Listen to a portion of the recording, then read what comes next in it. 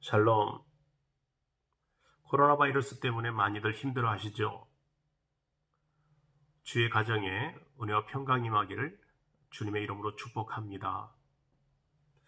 우리가 새벽에 로마서 강해를 쭉 해오다가 잠깐 멈췄는데 다시 로마서 강해를 시작합니다.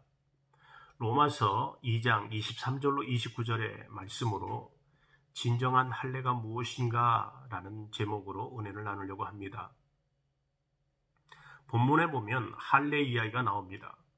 할례는 율법과 함께 유대인의 자존심이었습니다.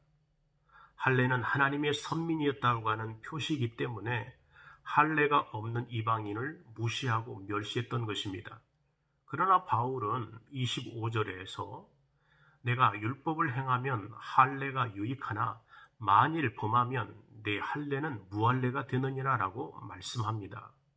즉 유대인들은 몸에 할례한 것을 자랑하고 있지만 바울은 만일 너희가 율법을 지킨다면 할례 역시 유익하겠지만 그러나 율법을 하나라도 범한다면 그 할례는 없는 것과 같이 된다라는 말씀입니다.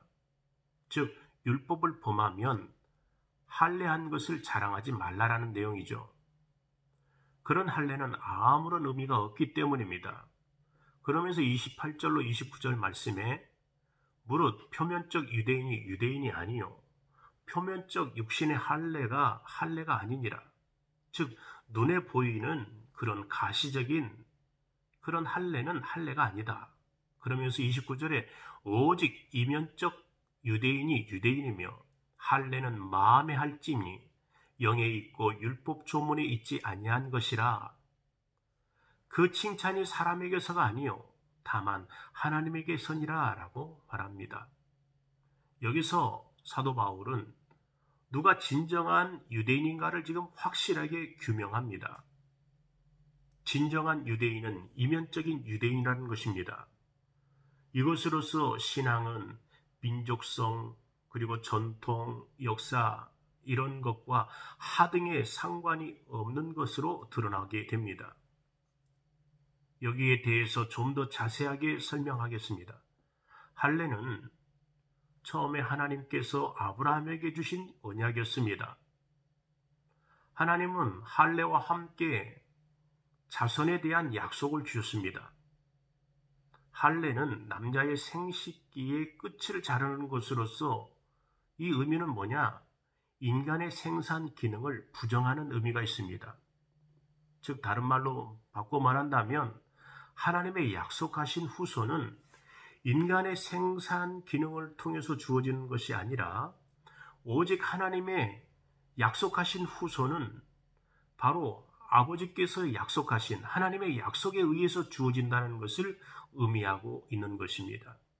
그래서 이삭을 낳고 할례를 행한 것은 이 아들은 우리 인간의 힘과 인간의 노력으로가 아니라 하나님의 약속에 의해서 주어졌다고 하는 것을 고백을 담고 있는 내용이죠. 그러므로 이 할례가 이스라엘 안에 이어져야 하는 것은 이스라엘 나라는 인간의 핏줄로 의해서 유지되어지는 것이 아니라 하나님의 약속에 의해서 유지되어지는 것, 즉 하나님의 말씀에 의해서 유지되어지는 그런 특이한 나라임을 보여주는 것이 바로 할례의 진정한 의미인 것이죠. 따라서 이스라엘은 할례를 했다는 것이 중요한 것이 아니라 할례의 정신, 즉 우리는 하나님의 약속으로 유지되고 있다는 것을 마음에 간직하고 살아가는 것이 중요했던 것입니다. 이렇게 이 정신이 빠져버린다면 아무리 할례를 행한 이스라엘이다 한다 할지라도 그들은 이스라엘이 하나님이 원하시는 진정한 이스라엘이 아니었던 것입니다.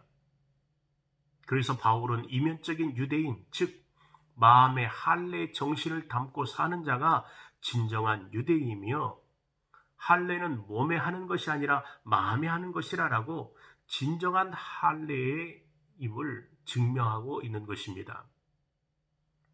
할례란 인간의 힘과 노력이 아니라 오직 하나님의 약속으로 되어진 것에 대한 고백이라고 했습니다. 인간은 율법을 지킬 수 없다는 뜻으로 할례를 하라는 것입니다. 즉 유대인은 율법을 지키기 위해서 할례를 했던 거죠. 그래서 내가 할례를 함으로 인해서 이제 내가 율법을 지킬 수 있다, 지킬 수 있는 사람으로 이제 여겨지게 되는 것입니다. 마치 오늘날 바꿔 말한다면 성령을 받고 거듭난 자가 되었다면 이제 그때부터 율법을 지키고 선한 사람으로 살아갈 그런 자질이 주어진 것으로 여기는 그런 사고방식과 같은 것입니다. 그러나 할례가 인간의 본질을 아는 것이 거듭남 역시 인간의 본질을 깨닫는 것입니다. 그래서 할례는 인간의 본질, 그 본질, 거듭남의 본질이 무엇인가를 깨닫게 하는 거죠. 그러므로 나는 죄로 인해 나는 죽은 자다, 아무것도 할 수 없는 무능한 인간이라는 것을 깨닫는 것이 거듭남입니다. 이런 인간이 무엇을 해보겠다고 생각하는 것은 바로 하나님을 욕되게 하는 것입니다. 그러나 우리는 스스로 마음의 할례를 할 수가 없습니다. 그리고 스스로 거듭날 수가 없는 거죠. 그것은 바로 주님의 일입니다. 우리 예수님은 보혜사 성령님을 우리에게 보내주셔서 우리를 죽이는 마음, 즉 우리가 부인되어지고 예수로만 살아갈 수 있는, 내가 예수와 함께 죽고 예수와 함께 살았다라고 하는 그런 마음을 갖게 하는 거죠. 그러므로 신앙이라고 하는 것은 하나님이, 우리가 로마서 1장 1절에서 믿음에 이르게 하나니 그랬어요. 내가 갖는 믿음이 아니라 하나님이 나눠주신 그 믿음으로 우리는 나아가는 것입니다. 그러므로 신앙적인 것은 자기 발전을 추구하는 것이 아닙니다. 이것은 바로 우리를 하나님을 욕되게 하는 걸로 끌고 가는 것입니다. 우리 인간은 아무리 발버둥을 쳐서도 더 나은 인간이 될 수 없습니다. 이 말은 뭐냐? 죄인된 자리에서 의인의 자리로 나갈 수 없다라고 하는 내용이죠. 그래서 주님은 자기 죄로 인해서 죽을 자기 백성을 구원하시기 위해서 이 땅에 오셨다라고 말씀합니다. 우리는 단지 예수님만 높이면 되는 것이에요. 주님의 십자가가 모든 것을 다 이루어주는 것을 높이는 것, 이것이 바로 하나님의 이름을 영화롭게 하고 영광을 돌리고 달려나가는 것, 이것이 바로 사도 바울이 말하는 이면적인 유대인이라고 하는 것입니다. 그러므로 마음의 할례를 하는 자, 이 자가 바로 진정한 그리스도인이죠. 그러므로 이제는 내가 내 의로 살아가는 것이 아니라 오직 예수 그리스도께서 나를 살려주신 그 힘과 능력으로 주님을 의지하고 주님을 바라보고 주님을 따르는 그 아름다운 삶, 그 삶이 바로 그리스도인의 진정한 모습이요, 몸된 교회가 추구하는 하나님의 나라의 삶이 있는 성도, 하나님의 나라의 삶이 있는 교회가 되는 것입니다.